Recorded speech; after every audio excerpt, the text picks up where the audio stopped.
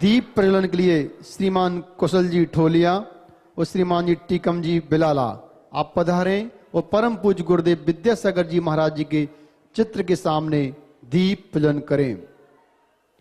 कोई बिस्सियों में डूबा है, कोई बिस पान करता है।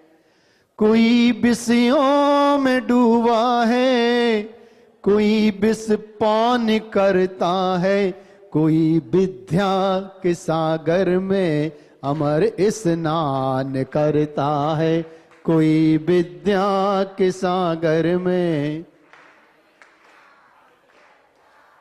कोई चर्चा में अनुरागी, कोई चरिया में अनुरागी। कोई चर्चा में अनुरागी,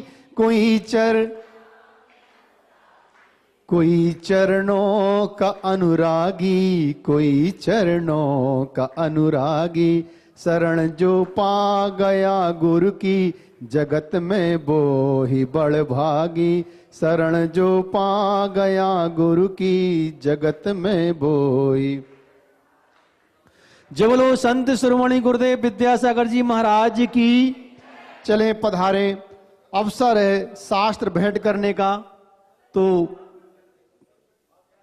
पहले जिनवाणी भेंट में जिनवाणी भेंट करने के लिए संपूर्ण कार्यकारिणी श्री पार्श्वनाथ दिगंबर जैन मंदिर संपूर्ण कार्यकारिणी यहां पधारे और इसके बाद पाद प्रक्षालन के लिए तैयार रहेंगे श्रीमान विजय जी गोधा।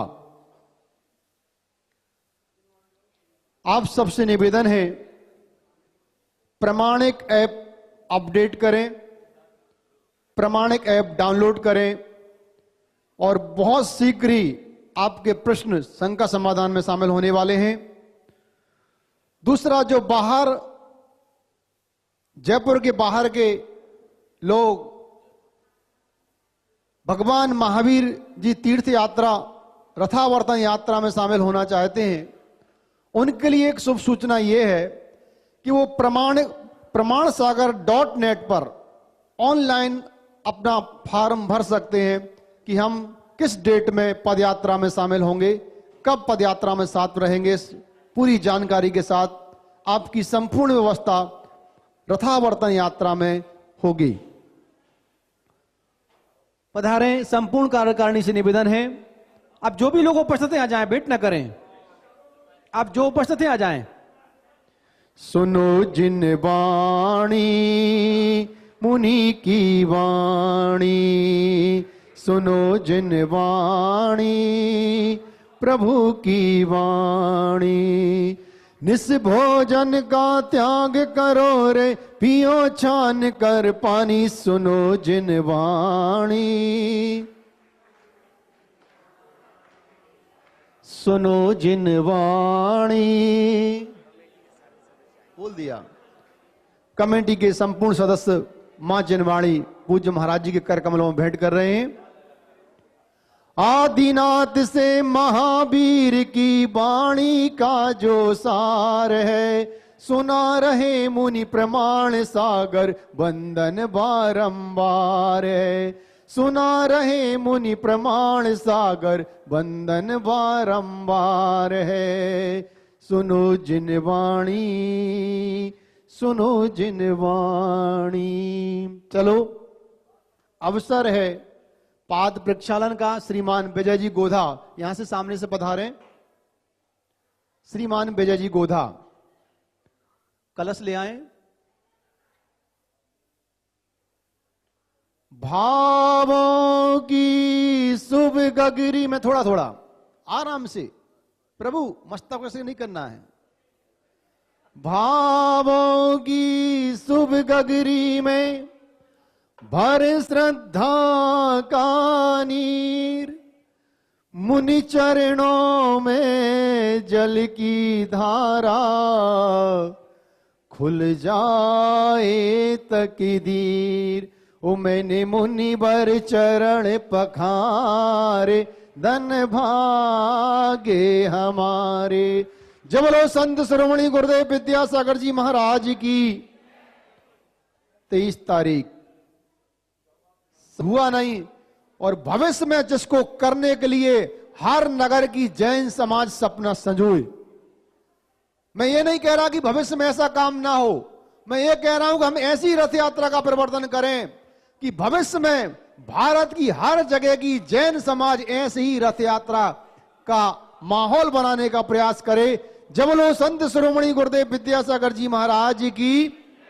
मैं आप सबसे निवेदन हूं कि आप सब लोग अपने स्थान पर पहुंच जाएं, मंच पर शोर खत्म कर दें। प्रवचन का समय प्रारंभ हो रहा है। पूज्य मुनिश्री अपनी मंगलवाणी से जिनवाणी के सागर में डुबकी लगाकर अनमोल अनमोल आबदार मोती निकालकर सरल भाषा में हमारे समक्ष प्रतिदिन प्रस्तुत कर रहे हैं। और उसका प्रभाव यह है कि मनुष्य की जीवन शैली में एक परिवर्तन दिखाई दे रहा है। जिनके जीवन में अभी परिवर्तन नहीं हुआ है, मन को परिवर्तित करके धर्म के मार्ग पर चल सके, मैं आप सबकी ओर से पूज्य मुनिश्री के चरणों में त्रिवार नमोस्तु करते हुए निवेदन कर रहा हूं, महाराज जी आज पुनः कोई लहर, कोई उमंग, कोई उर्मी उठाएं, ताकि जो जनमेदनी यहां विराजमान है इसके जीवन में धर्म का प्रादुर्भाव हो सके।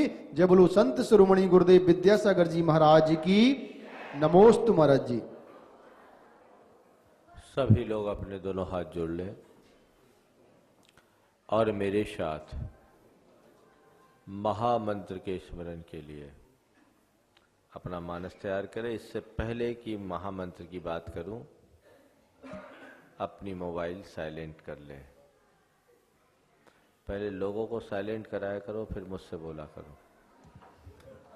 और वृद्ध माताएं यदि कोई मोबाइल रखे हो तो कृपया कर कोई नई लाड़ी को दे दें, वो ठीक कर दे उसको। कई बार वो यूं यूं करते रहते, बंद ही नहीं कर पाते।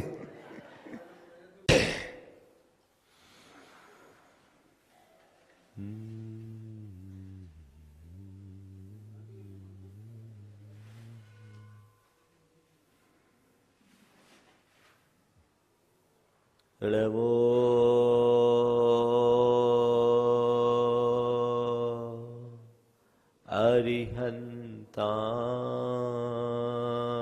अरिहन्ताणम्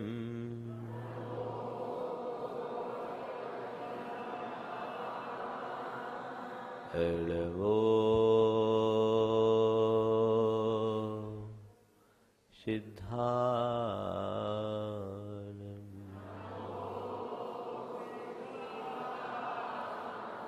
ळवो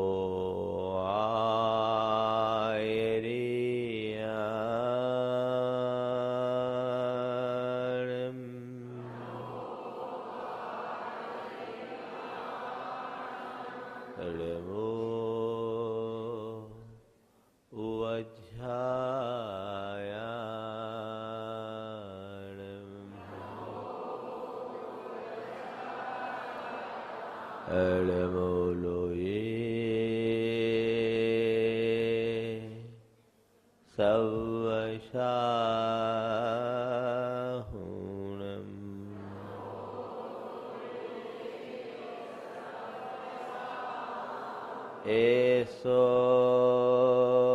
पंचीनमोयारो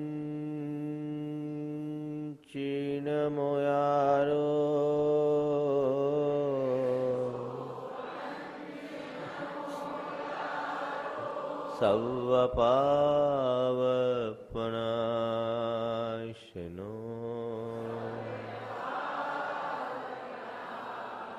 मंगलालम् सवेशिम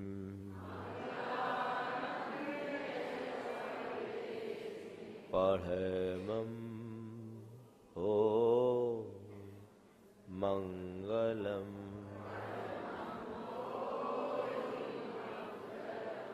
जय बोलो देवादिदेव 1008 श्री भगवान महावीर स्वामी की। अहिंसा परमो धर्म की। परम पूज आचार्य गुरुवर श्री विद्यासागर जी महाराज की। परम पूज मुनि श्री प्रमाण सागर जी महाराज की। परम पूज्य मुनीषी विराट सागर जी महाराज की, आचार्य संघ की। एक युवक बड़ी तेज गति से चला जा रहा था। रास्ते में एक आदमी ने उसे टोककर पूछा कि भाई कहाँ जा रहे हो? उसने जवाब दिया, पता नहीं। कहाँ जा रहे हो? जवाब दिया, पता नहीं। सामने वाला आश्चर्य में पड़ गया। पूछा, आ कहाँ से रहे हो? जवाब दिया, पता नहीं। सामने वाला हैरान रह गया। कहाँ जा रहे हो? पता नहीं। कहाँ से आ रहे हो? ये पता नहीं। क्यों जा रहे हो? पता नहीं। सामने वाला एकदम विस्मय विमुग्ध रह गया। उसने कहा, कहाँ जा रहे हो? पता नहीं। कहाँ से आ रहे हो? पता नहीं। क्यों जा रहे हो? ये पता नहीं। तो भैया मेरे, ये तो बताओ कि आखिर तुम हो कौन? जानते हैं उसने क्या जवाब दिया? उसने कहा, ये भी पता नहीं। ऐसे आदमी को आप क्या कहेंगे? हाँ, क्या कहेंगे ऐसे आदमी को? हाँ, पता है कि नहीं? ये भी पता नहीं क्या कहेंगे। ऐसे आदमी को पागल के अतिरिक्त और कुछ कहा नहीं जा सकता। जिसको अपने जाने और होने का पता ना हो, वह सब पागल है। और ये पागल कौन है? हाँ, कहाँ बैठा है? बस इसी जमात में, इससे बाहर नहीं। मनुष्य चल रहा है, बड़ी तेज गति से चल रहा है। उसके पास गति तो है पर दिशा नहीं है। वो मार्ग तो है पर मंजिल नहीं है। प्रयत्न तो है पर लक्ष्य नहीं है। उपलब्धियां तो है पर उद्देश्य नहीं है। जीवन कैसे सफल होगा? आपने कभी सोचा कि अब तक जो जीवन का क्रम चला, आप क्यों जी रहे? आपके जीवन का उद्देश्य क्या है? कभी सोचा क्या लक्ष्य बनाया है आपने अपने जीवन का? जीवन का एक लंबा भाग व्यतीत हो गया, लेकिन इतना लंबा भाग व्यतीत होने के उपरांत भी आपने आज तक अपना कोई स्पष्ट लक्ष्य निर्धारित किया कि मुझे अपने जीवन में ये करना है? बोलो, क्या हुआ? जी क्यों रहे हैं? बस जिए जा रहे हैं इसलिए जी रहे, यही है ना? क्या है लक्ष्य, क्या है उद्देश्य?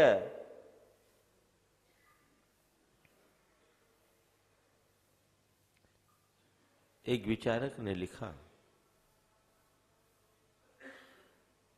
कि उद्देश्य विहीन मनुष्य का जीवन कुत्ते की भांति त्रिआयामी होता है। नाराज मत होना, ये मेरे शब्द नहीं, पर उसने बहुत अच्छी बात लिखी। उद्देश्य विहीन मनुष्य का जीवन कुत्ते की भांति त्रिआयामी होता है। दिन रात खाना, इधर उधर घूमना और बचा समय अपने साथियों से लड़ने में बिताना। क्या है जीवन का लक्ष्य? मनुष्य रोते हुए जन्मता है, शिकायतें करते हुए जीता है और निराशा के मलबे में दब करके एक दिन मर जाता है। हाथ में क्या आता है? तुमने जन्म लिया, जिए और एक दिन मर गए। तुम्हारे जीवन की उपलब्धि के रूप में किसे गिना जाए? क्या हुआ?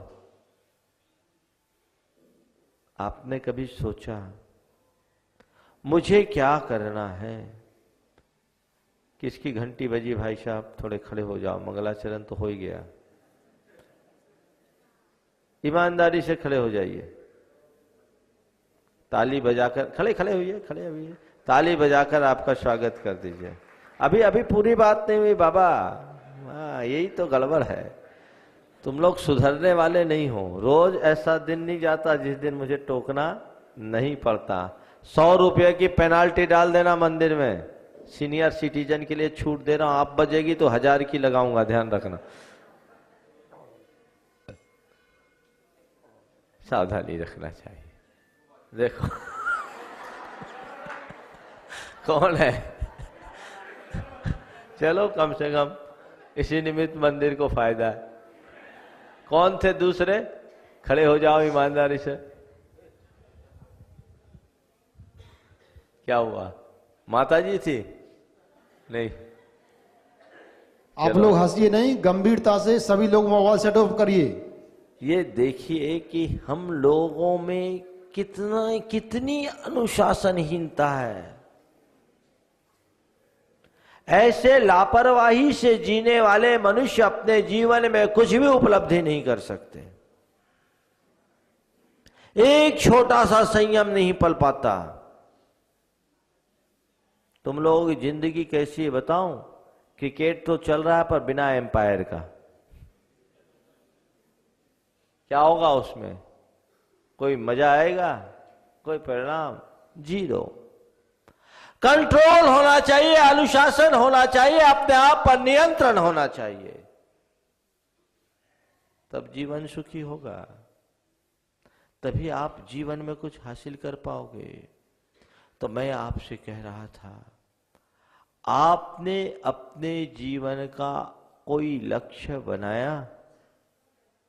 बनाया कि नहीं बनाया? कुछ तो बना होगा महाराज, ऐसे बुद्धू थोड़ी सोचते हैं। बनाया है ना? क्या लक्ष्य बनाया? रुपया कमाना। क्लियर बात बोली, जो सच है वो बोल दिया, और सच ही बोलना चाहिए गुरु के समक्ष।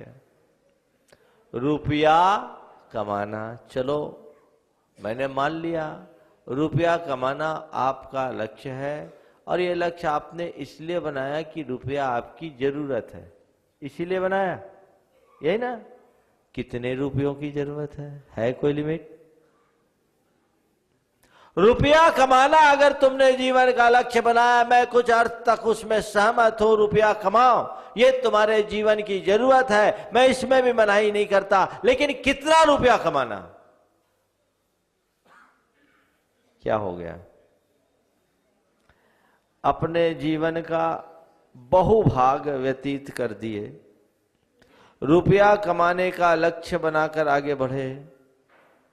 जीवन के लिए रुपया कमाने का लक्ष्य आपने बनाया, आज तक आगे बढ़ने के बाद आपने कितना रुपया कमाया, उस हिसाब से आप अपने लक्ष्य के कितने नजदीक पहुंचे, कोई हिसाब लगाया? 1000 माइल चलना हो और एक एक कदम करके आदमी चलता है, तो 10-20 दिन में वो 1000 माइल में 100 माइल भी चल गया तो कहता है अब 900 माइल बचा है। यही बोलता है ना कि अब मुझे 900 माइल चलना है। लेकिन आपसे मैं पूछना चाहता हूं, आपने रुपया कमाने का लक्ष्य रखा और लक्ष्य लेकर आगे बढ़े, आज तक रुपया तो कमाया है? ऐसा तो नहीं है कि नहीं कमाया। कितना रुपया कमाया और कितना रुपया कमाने का लक्ष्य है? बोलो। बड़ी विचित्रता है। दुनिया का गणित अलग है और रुपये का गणित अलग है। किसी आदमी को 4 रोटी की भूख हो और 2 रोटी मिल जाए तो भूख आधी होती कि नहीं होती? बोलो, होती है? रोज का अनुभव है। 4 रोटी की भूख हो, 2 रोटी खाते ही भूख आधी हो जाती है। तुम्हारे अंदर 1 करोड़ की भूख हो, 50 लाख मिल जाए, भूख आधी होती है?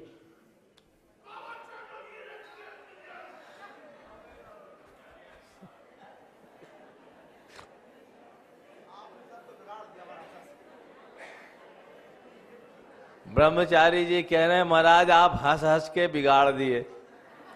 अरे भैया हंसू नहीं तो रोऊं तो और चेहरा बिगड़ जाएगा।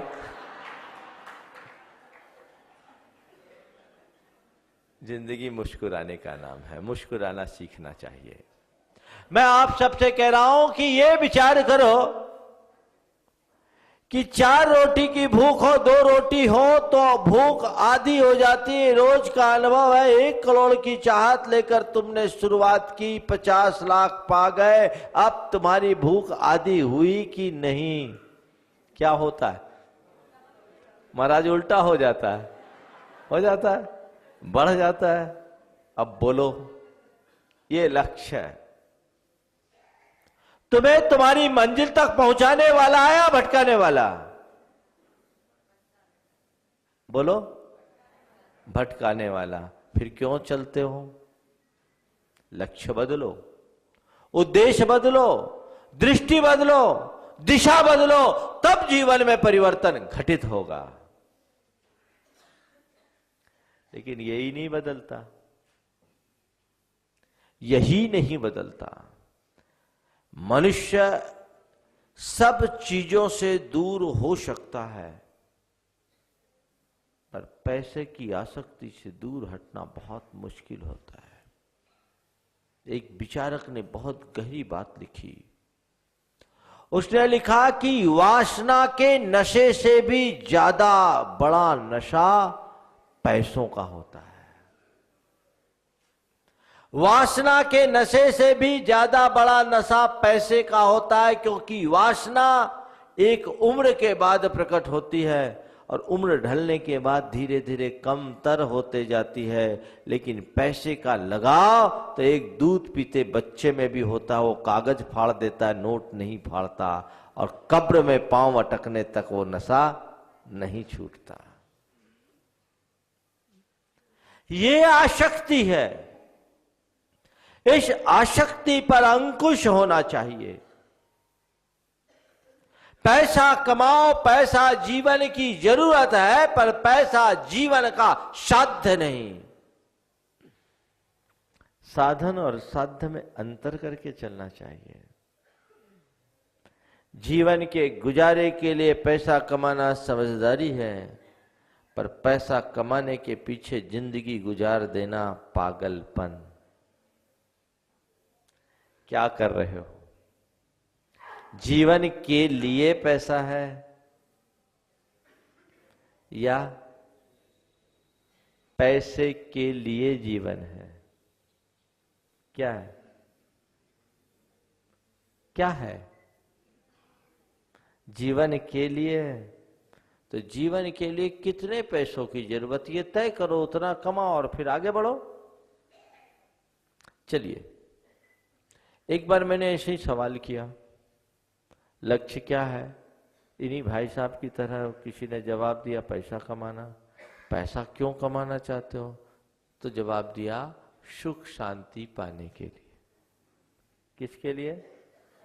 आप भी शायद यही बोलोगे। मैं अगर ये रिपीट प्रश्न पूछूं तो आप यही बोलोगे, सुख शांति पाने के लिए। तो ये बताओ, कितना पैसा कमाने के बाद तुम्हें सुख शांति मिलेगी? बदल जाती है। तो पैसे से सुख शांति मिली कि अशांति? और एक बात ईमानदारी से बोलना, आज तुम्हारे पास जितना पैसा है 25 बरस पहले उतना पैसा नहीं होगा, तय है। आज जितना पैसा है, आज से 25 बरस पहले तुम्हारे पास उतना पैसा नहीं होगा। लेकिन ये बताओ, आज से 25 बरस पहले तुम्हें जितनी शांति थी, आज उतनी शांति है?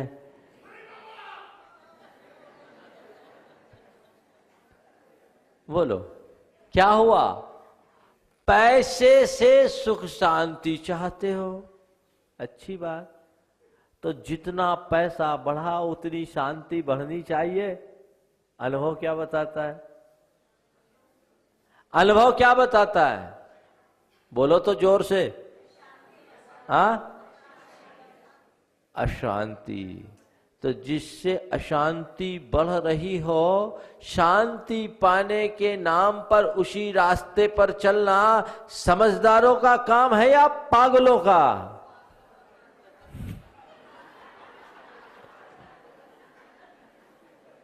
क्या हो गया?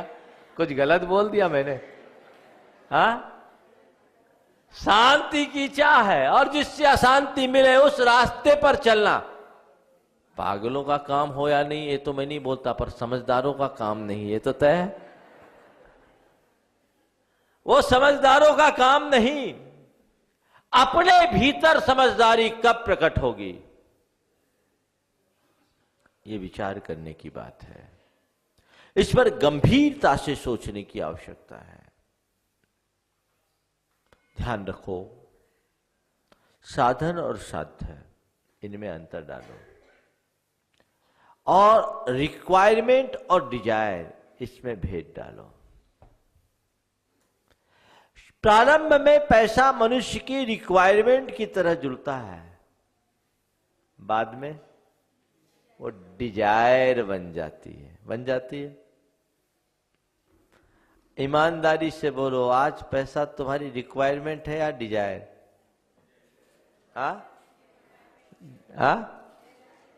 कह रहे महाराज दोनों है। इधर से जवाब दे रहे, बहुत होशियार लोग बैठे। रिक्वायरमेंट भी है, डिजायर भी है। तो मैं कह रहा हूं रिक्वायरमेंट को फुलफिल किया जा सकता है, और डिजायर कभी भर सकती, पूरी हो सकती है। न भूतो न भविष्यति। तो फिर क्या करो? जिसे पूरा किया जा सके उसके लिए प्रयास करो, और जिसे कभी पूरा न जा सके उसके पीछे पागल मत हो। रिक्वायरमेंट को पूरा किया जा सकता है, अपने जीवन की जो रिक्वायरमेंट है उसे पूरा करो। देखो, एनालिसिस करो, अंतर विश्लेषण करो, मेरे जीवन के लिए कितना आवश्यक है। चलो, एक सिंपल रिक्वायरमेंट है, एक लग्जरियस रिक्वायरमेंट है, उतने तक को कर लो, और उससे ऊपर। दुनिया के लोग अपने जीवन की जरूरतों के लिए परेशान नहीं, अपनी मन की इच्छाओं के पीछे परेशान है। जरूरतों की पूर्ति बहुत आसान है, और इच्छाओं की पूर्ति नितांत असंभव। न भूतो न भविष्यति। क्यों? क्योंकि आज तक का अनुभव यही बताता है, एक इच्छा की पूर्ति करते हैं, उसकी पूर्ण होते ही अनंत इच्छाएं प्रकट होने लगती है, होती है। इच्छा को जितनी तृप्त करे, तृष्णा को जितनी तृप्त करे, उतनी बढ़ती इच्छा ज्वाला। आप बोलते हो पूजा में, तो जितना आप उसे पूर्ण करने की कोशिश करोगे उतना वो बढ़ेगी। सावधानी रखना होगा, और ये आप रखोगे तभी जीवन में सुखी बन सकोगे। ये बताओ, आपने कहा कि सुख शांति पाने के लिए पैसा चाहते हैं। दुनिया में हमेशा ये लिस्ट छपती है, फोर्ब्स जैसी पत्रिकाओं की, दुनिया में सबसे धनी कौन, छपती है। अभी वर्तमान में कौन है? बिल गेट्स है कि वॉरेन बफे है? यही इन्हीं में चलता रहता टक्कर। चलिए, बिल गेट्स होगा।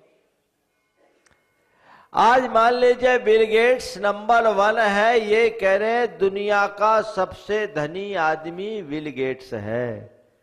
पर आज तक ऐसी कोई सूची प्रकाशित हुई जिसमें लिखा हो दुनिया का सबसे सुखी आदमी बिल गेट्स हो?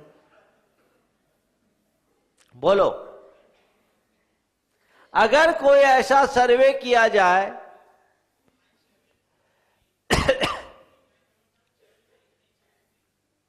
अगर कोई ऐसा सर्वे किया जाए कि दुनिया का सबसे सुखी आदमी कौन है, तो बताओ इन धनियों का नाम कहीं रहेगा?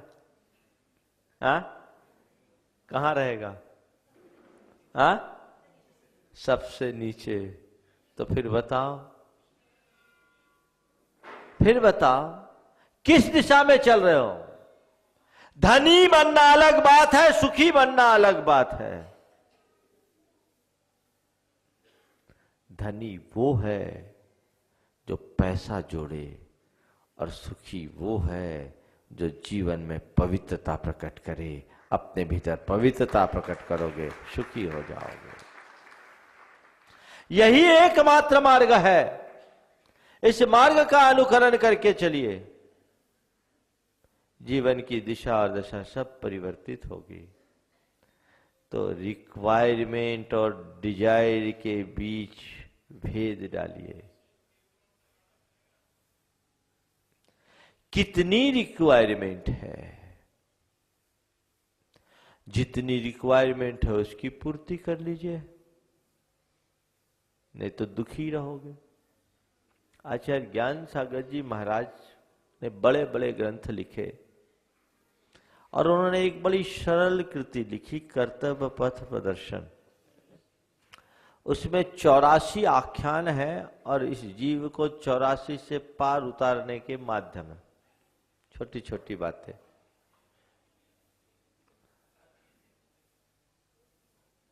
ये कहां से आवाज आ रही? वायरलेस? उसको बोलो, सुन ही नहीं पा रहा होगा आपने, बंद करा। मैं क्या कह रहा था? 84 आख्यान है छोटे छोटे, वो बड़े अच्छे बोधप्रद छोटी छोटी कथा है। उसमें उन्होंने एक कथा लिखी, 99 का चक्कर। आप सब जानते हैं 99 का फेर बड़ा बुरा होता है। उन्होंने 99 के फेर में लिखा कि एक सेठ था, अपार धन था,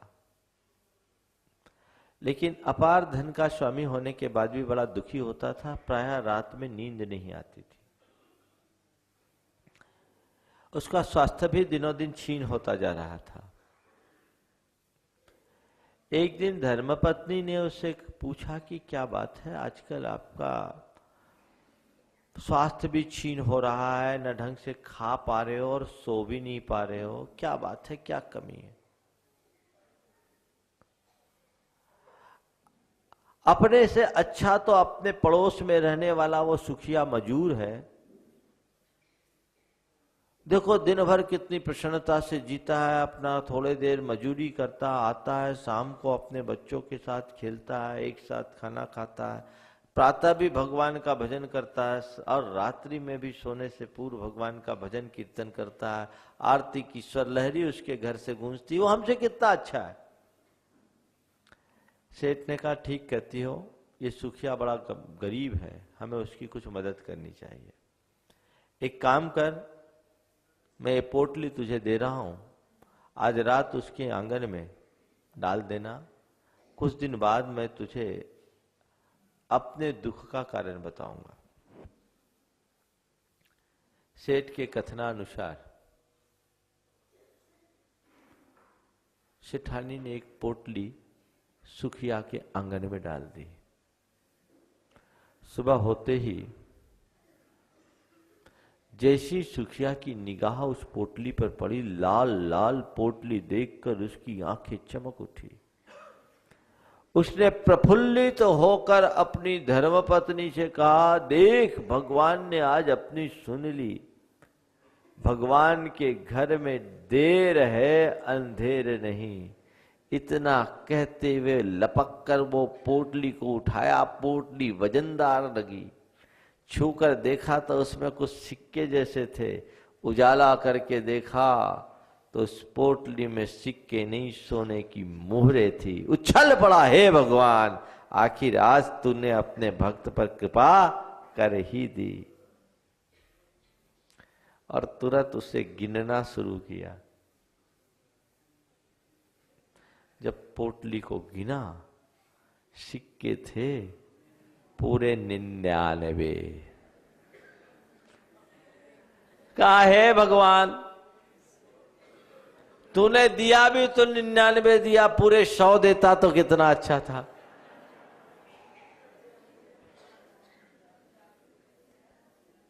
तो तुरंत सोचा, ठीक है भगवान, 99 तूने दिया, एक की बात है, एक की कमी है, मैं अपने प्रयासों से उसे पूरा कर लूंगा। उसने पोटली को घर में एक तरफ रखा और अब लग गया पैसा कमाने।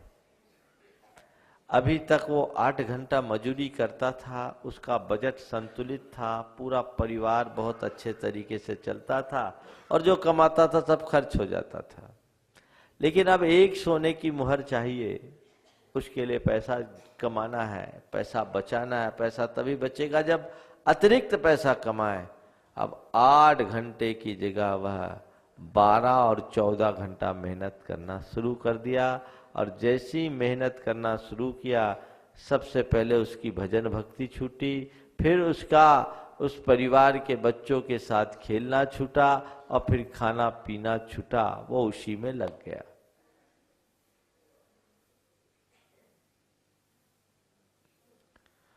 उसका सब कुछ छूट गया और जैसे तैसे उसने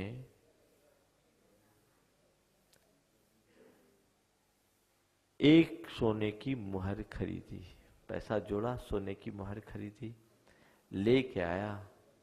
पूरे 100 हो गए, फूला नहीं समाया। हे भगवान, आज 100 हो गए, कितनी कृपा हुई तेरी। अब इन्हें रखूं कहां? 100 मोहरे हैं, तो इनके लिए तिजोरी चाहिए। बिना तिजोरी के कैसे रखा जाए?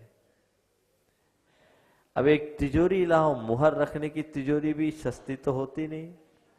आज भी लोगे तो कम से कम 10 ग्राम सोने के बराबर कीमत तो लगी जाएगी। फिर पैसा जोड़ना शुरू किया और एक दिन एक तिजोरी लेकर आया। अपने मकान का एक कोना खोदा, तहखाना बनाया, उसमें तिजोरी रखा और एक दिन उमंगों से भरकर उसने उस तिजोरी में अपनी पोटली को रखी। तो देखता क्या है, तिजोरी बहुत बड़ी है, पोटली छोटी सी, पूरी तिजोरी खाली है। अब वो इस चक्कर में लग गया कि जब तक इस तिजोरी को भर न लूं, चैन से बैठने का क्या काम। कहते वो सुखिया आज भी उस तिजोरी को भरने में लगा है और अब उसका नाम सुखिया नहीं, दुखिया हो गया है। समझ में आ गई बात? इसी का नाम है 99 का चक्कर। जॉर्ज बर्नार्ड शाह ने बहुत अच्छी बात लिखी। टॉल्स्टॉय ने लिखी, बहुत अच्छी बात लिखी। There are 2 tragedies in your heart desire. One is not to get your heart desire, the other is to get it. मनुष्य के जीवन में एक साथ 2 दुर्घटनाएं घटती है। एक वो कि जिसे हम चाहते वो हमें मिलती नहीं, और दूसरी यह कि वह मिल जाती है। मुश्किल यह है जिसे हम चाहते वो मिलती नहीं, तब तक मनुष्य परेशान हो जाता है, और जब वो मिल जाती है तो उसकी उपेक्षा करके किसी और को चाहने में परेशान हो जाता है। जिंदगी भर भागते ही रहता है, पाता कुछ भी नहीं। रिक्वायरमेंट कितनी है ये तय करो। जीवन को सुखी बनाना है तो भागम भाग से बचो।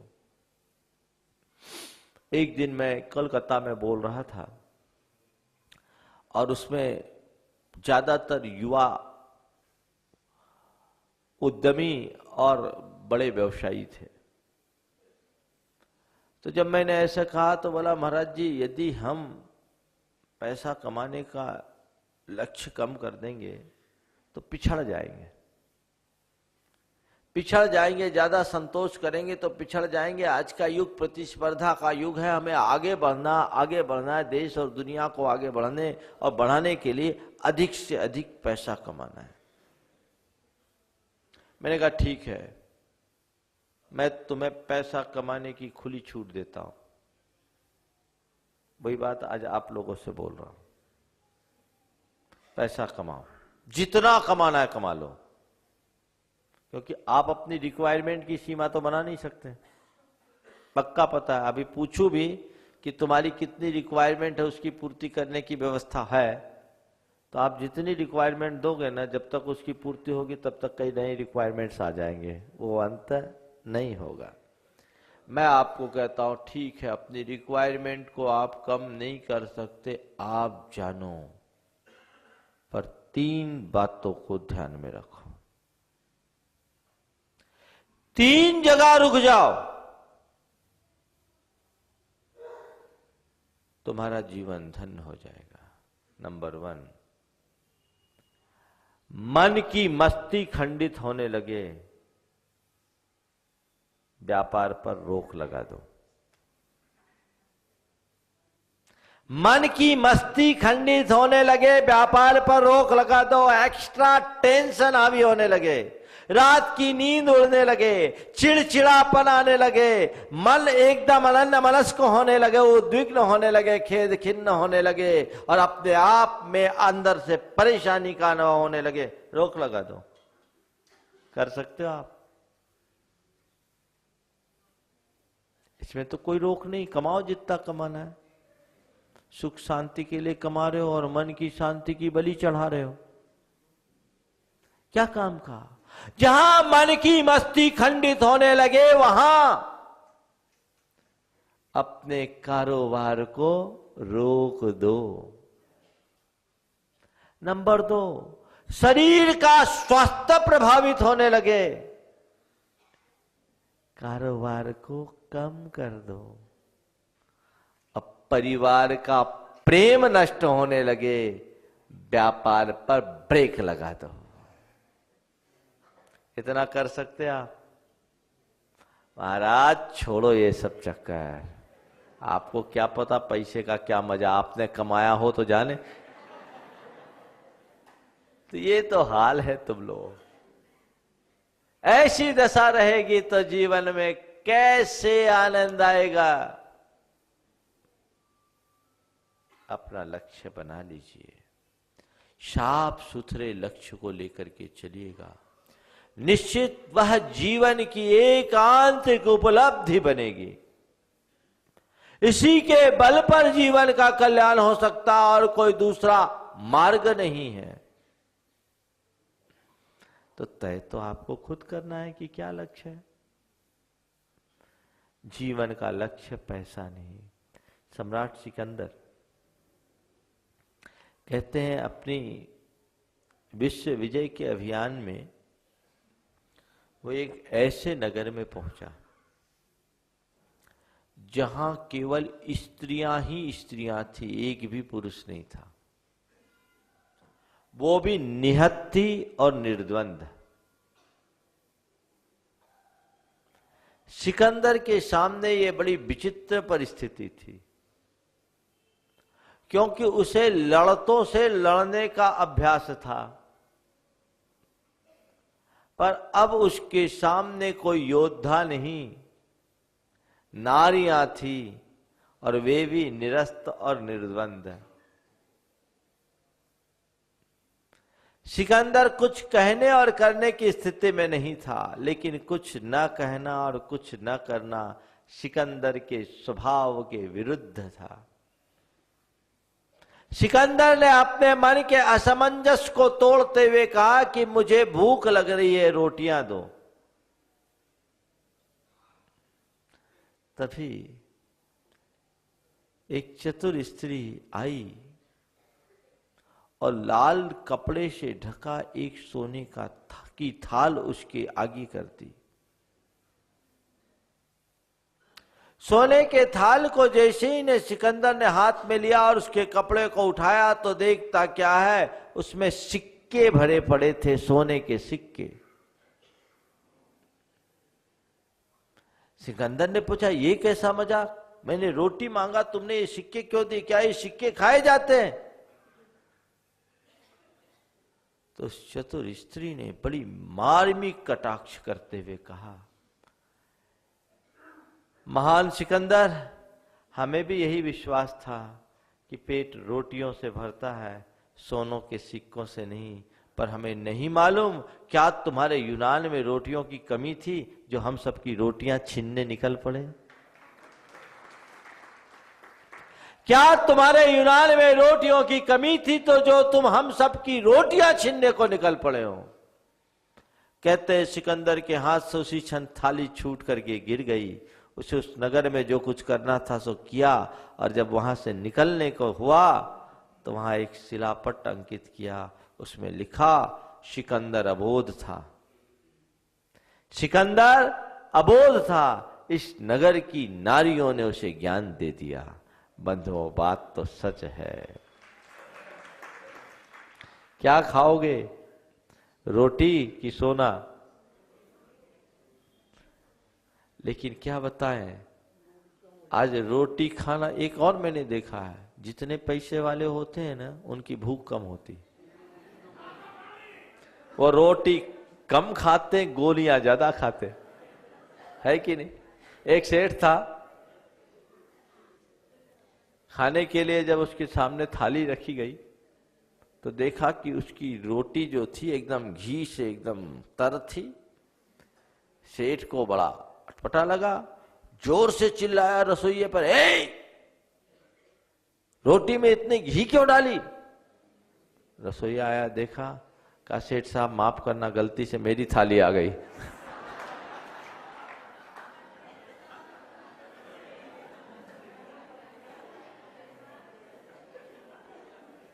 खा ही नहीं सकते, तुमसे ज्यादा मजा तो तुम्हारे नौकर चाकर लेते हैं। कलकत्ता में एक सज्जन ने कहा, महाराज रोज 1-2 मिठाई के पैकेट्स आते हैं गिफ्ट में। बोले हम लोग केवल देख के संतुष्ट रह जाते हैं, सारा मजा हमारे नौकर चाकर लेते। खा ही नहीं सकते, क्यों? डायबिटीज है, हार्ट पेशेंट है, कोलेस्ट्रॉल बढ़ा हुआ है, ब्लड प्रेशर है, कुछ नहीं खा सकते। क्या खा सकते हैं? केवल गम खा सकते हैं और कुछ नहीं खा सकते। रोटी बहुत कम आवश्यक है, रोटी छूट रही है। कहते हैं ना, पेट को बहुत आसानी से भरा जा सकता है, पर पेटी कभी भरी नहीं जा सकती। और तुम लोग पेट के लिए कम, पेटी के लिए ज्यादा परेशान हो। कहां लेकर के जाओगे ये पेटी? अटैच होके जाएगी क्या? हाँ, आज तक कोई ले जा सका है? हाँ बोलो, हाँ नहीं, तो फिर पेटी किसके लिए भर रहे हो? हाँ हाँ, आवाज नहीं आई, जोर से बोलो। बच्चे बच्चियों के लिए पेटी भर रहे हैं, ठीक। तुम्हारे पिता ने भी तुम्हारे लिए पेटी छोड़ी होगी, छोड़ी ना? अधिकतर लोगों के पिता ने पेटी छोड़ी कि नहीं छोड़ी? ईमानदारी से बोलो, किसके किसके पिता ने पेटी नहीं छोड़ी? हाथ उठाना। पिता ने नहीं छोड़ी, सेल्फ मेड 2-4-10% होंगे, बाकी तुम्हारे पिता ने तुम्हारे लिए अपनी पेटी छोड़ी। उस पेटी का कितना तुम भोग कर पाए? ईमानदारी से बोलो। जो तुम्हारे पिताजी तुम्हारे लिए छोड़ के गए, तुम उसका कितना भोग कर पाए? क्या हो गया? उसे भोगे कि बढ़ाए? हाँ बोलो, क्या बात है? चुप थोड़ी, हम इनकम टैक्स वाले नहीं है, चिंता मत करना। भोगे तो नहीं, तय है, बढ़ाया है ना? बोलो तो, बढ़ाया है। तुम्हारे पिता ने जो तुम्हारे लिए छोड़ा वो तुम नहीं भोग पाए, तुमने अपने हुनर से उसे बढ़ाया ही है। तय मानना, तुम अपने बेटे के लिए जो छोड़ के जाओगे वो भी नहीं भोग पाएगा। हुनर होगा तो बढ़ा लेगा, और हुनर शून्य होगा तो सब मिटा देगा। किसकी तृष्णा में जी रहे हो? विचार करो।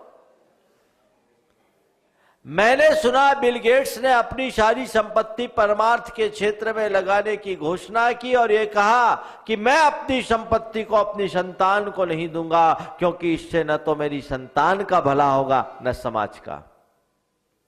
है ये सोच? तो बाल बच्चों के लिए कर रहे हैं। एक बात और बताता हूं, सब कहते हैं बाल बच्चों के लिए पैसा कमा रहे हैं, है ना। बाल बच्चों के लिए पैसा कमाने वालों के पास अपने बाल बच्चों के लिए समय कितना होता है ये और बता दो। बच्चों के लिए कर रहे हैं। क्या कर रहे हैं? सुबह से जा रहे हैं, रात को आ रहे हैं, जाते समय बच्चे सोते मिलते हैं, आते समय बच्चे सोते मिलते हैं, और क्या होता है? यही हाल है। एक बार एक कवि ने कहा मुंबई जैसे महानगरों की जीवन शैली पर कटाक्ष करते हुए कि उसने कहा कि मैंने अपने एक मित्र से पूछा कि भाई तुम्हारा बेटा कितना बड़ा है? तो बोला इतना बड़ा। पूछा कि तुम्हारा बेटा कितना बड़ा है? उसने कहा इतना बड़ा है। बोले ये ऐसे क्यों बोल रहे हो? ऐसे क्यों नहीं बोल रहे हो? बोले बात ऐसी है,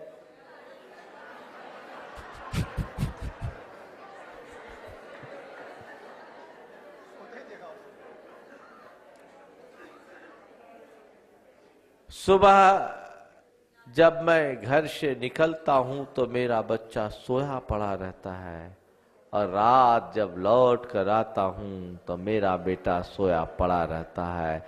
मैंने अपने बेटे को हमेशा पड़ा देखा है, खड़ा देखा ही नहीं, तो कैसे कहूं इतना बड़ा।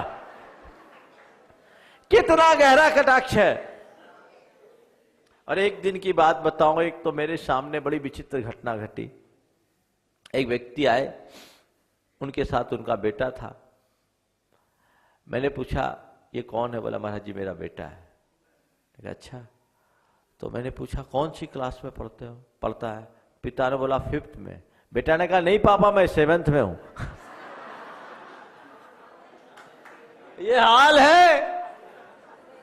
बोलो, सामने की घटी घटना है, कोई गप्प नहीं है।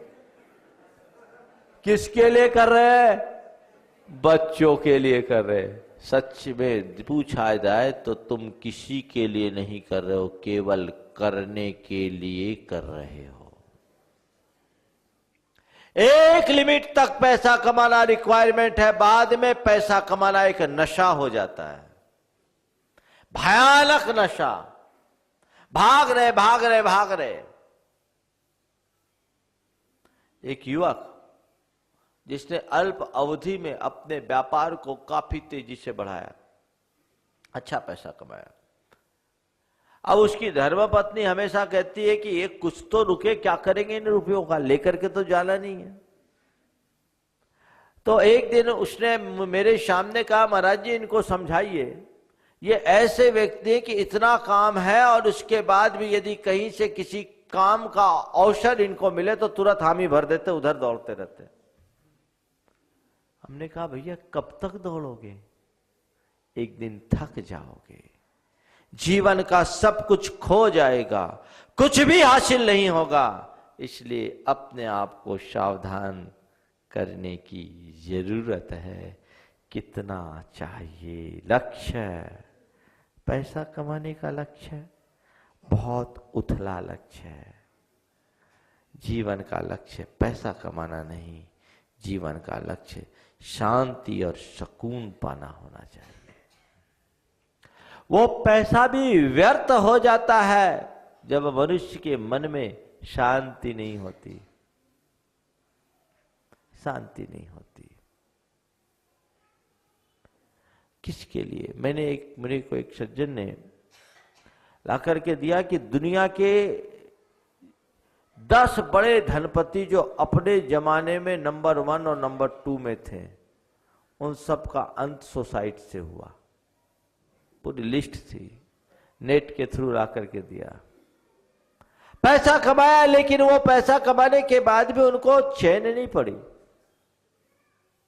बेचैनी, अशांति, उद्वेग, आकुलता, ये पैसे के साइड इफेक्ट्स हैं। क्या है? Side effect. इसलिए इनसे अपने आप को बचा करके चलो, और अगर धन संपन्नता हुई है, धनाढ्य बने हो, तो साथ साथ उदारता को अपने भीतर विकसित करो, ताकि उस धन की आसक्ति कम हो और अपने जीवन के मूलभूत लक्ष्य की तरफ दृष्टि हो। थोड़ा सोचो, किसी व्यक्ति ने 25 वर्ष की उम्र में अपना कारोबार शुरू किया। 5 लाख से कारोबार शुरू किया और 50 साल में बढ़ते बढ़ते 5 लाख को 5 करोड़ किया। 75 साल की उम्र में मर गया, 75 साल की उम्र में मरा और 5 करोड़ छोड़ करके गया। अपने लिए क्या किया? 50 साल में 5 को 5 करोड़ में बदल दिया, लेकिन खुद के लिए क्या किया? बोलो। यहां कई ऐसे लोग बैठे होंगे जिन्होंने अपनी कैरियर की शुरुआत बहुत नीचे से की होगी, आज बहुत कुछ है। लेकिन ये बताओ, जो बहुत कुछ है उसमें से किसे तुम अपनी संपत्ति के रूप में कह सकते हो? क्या तुम साथ लेकर जाओगे? बोलो। एक दिन सब छोड़ करके जाना है। जाना है कि नहीं? ये तो पता है। हाँ, पता है ना? हाँ, इतना तो एक ABCD वाले को भी पता है कि एक दिन जाना है। एक बच्चे से भी पूछो तो कहेगा मरना सबको एक दिन कभी भी जाए। भूले हुए नहीं, भूलने की कोशिश करते हैं पर जानते हैं कभी भी जाना है। संभल जाओ। समझ गए? नहीं तो कहानी खत्म। अभी 3-4 दिन पहले मैंने ABCD सुनाई थी। चलो आज रुको, कल सुनाऊंगा 3-4 प्रकार की ABCD। जहां रहूंगा सुनाऊंगा। तो हाँ, अरे कहीं रहे, अभी दुनिया में रहेंगे शायद। अभी मेरा टिकट कटा नहीं है, चिंता मत करो।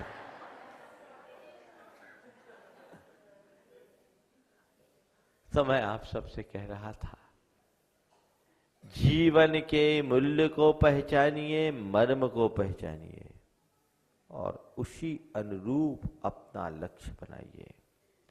जब तक मनुष्य का लक्ष्य स्पष्ट नहीं होता, उसका मार्ग ठीक नहीं बनता, और जब तक मार्ग ठीक नहीं बनता, व्यक्ति अपनी मंजिल को नहीं पा सकता। धन पैसे को जीवन का साध्य नहीं, साधन मानिए। उसे जीविका का आधार बनाइए, जीवन का आधार नहीं। जीवन और जीविका में अंतर समझते हो? धन जीविका का आधार है, जीविका जिससे जीवन का निर्वाह हो, और जीवन हमारे जीवन का मूल प्राण तत्व है। जीवन के लिए जीविका है, जीविका के लिए जीवन नहीं। बस इस भेद रेखा को जानने वाला एक लिमिट से ज्यादा पैसे को महत्व नहीं देता, और जो इस भेद रेखा को भुला देता है उसके जीवन में कोई लिमिट नहीं रहती। लियो टॉल्स्टॉय ने एक बहुत अच्छी कहानी लिखी, how much land a man required. कितनी जमीन। जिनेंद्र कुमार ने उसका हिंदी अनुवाद किया। बहुत जबरदस्त कहानी है, आप सबके लिए प्रेरणा देगी। आज बहुत दिन बाद याद आई। एक किसान था, उसके यहां एक फकीर आया। किसान साधु संतों की सेवा करके अपने जीवन को हमेशा कृतार्थ मानता था। फकीर आया, उसने उसकी आत्मीय सेवा की। फकीर उसकी सेवा से प्रसन्न हो उठा। उससे पूछा, तुम क्या करते हो? बोला, कुछ नहीं, 2 बीघा जमीन है, जोतता हूं, अपने अपने परिवार का पेट पालता हूं, और आप जैसे संतों की रज लेकर अपने जीवन को कृतार्थ मान लेता हूं। फकीर ने उसकी बात सुनी तो उसने कहा, बस तुम्हारे पास 2 बीघा ही जमीन है? बोले, हाँ 2 बीघा। तुम बड़े गरीब हो। बोले, गरीब क्या होता है? बोले, तुम्हें नहीं मालूम? गरीब वो होता है जिसके पास कम जमीन होती है और जिसके पास अपार जमीन होती है वो अमीर कहलाता है। मैं तुम्हें अमीर बना दूंगा। अच्छा, कम जमीन वाले गरीब होते हैं, ज्यादा जमीन वाले अमीर होते हैं, आप मुझे अमीर बना दोगे? बोले हाँ, मैं तुझे अमीर बना दूंगा। बोला कृपा होगी। और इतना सुनते ही वो आदमी गरीब बन गया, क्योंकि अमीर बनने की इच्छा जो जग गई। इतना सुनते ही वो आदमी गरीब बन गया, क्योंकि अमीर बनने की इच्छा जो जग गई। मैं आपसे एक बात कहना चाहता हूं, गरीब वो नहीं जिसके पास कम पैसे हो, गरीब वो है जिसे पैसे कम लगते हो। क्या कमल बाबू,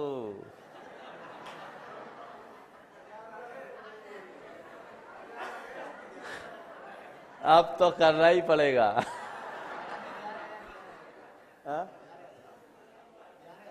हाँ, चलो, कार्यकर्ता होने के नाते छूट दे रहा हूं, लेकिन है गड़बड़। मैं आप सबसे कह रहा था, हाँ, आपको 11 क्या कह रहा था? गरीब वो नहीं जिसके पास पैसे कम हो, गरीब वो है जिससे पैसे कम लगते हों। करोड़ों हां पर कम लगे वो गरीब, और जिसके पास कुछ नहीं पर चाह नहीं वो अमीर। नीतिकार कहते को ही दरिद्रो यश तृष्णा विशाला। दरिद्र कौन है जिसके अंदर की तृष्णा अधिक है? भूखा कौन है जिसे खाने के लिए कुछ नहीं और भूख नहीं? वो, या जिसने 2 लड्डू खा लिए 2 थाली में, फिर भी पड़ोसी की थाली में आग गड़ाए? वो कौन है? हाँ, कौन है जिसकी आंखें पड़ोसी की थाली में गड़ी है? तुम्हारा नंबर कौन सा, पहला वाला कि दूसरा वाला? हृदय की तृष्णा ही मनुष्य को गरीब बनाती है।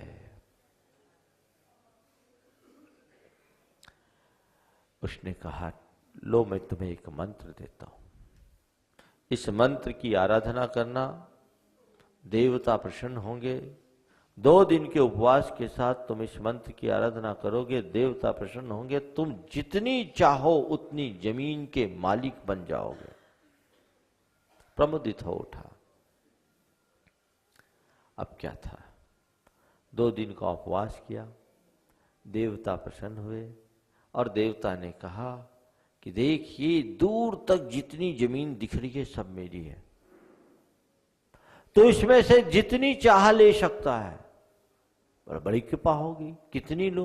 बोले एक काम कर, कल सूर्योदय से तू चलना शुरू करना, और नंबर किसी का और था, नंबर किसी और का लग गया। ये कीर्तिनगर वालों का भाग्य है। अपने भाग्य को ऐसे ही बढ़ाते रहिए, सराहते रहिए। आने वाले 23 तारीख को क्या है, आपको पूज्य आचार्य गुरुवत श्री विद्यासागर जी महाराज दिव्य छवि शुभ ध्यान में कार्ड देंगे, उससे आपको उससे लाभ मिलेगा। आइए साहब, आप सब